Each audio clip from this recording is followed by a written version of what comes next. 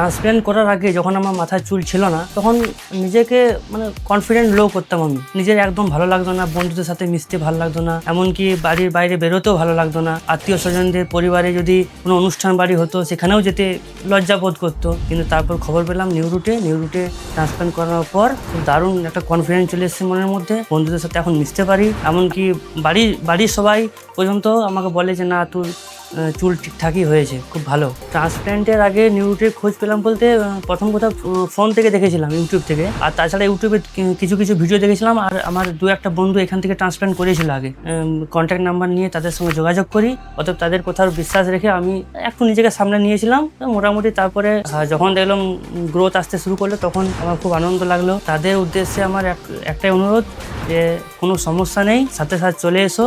আর কোনো এই চুল পড়া কোনো প্রবলেমই না, যেহেতু নিউ রুট আছে কোনো সমস্যাই নেই।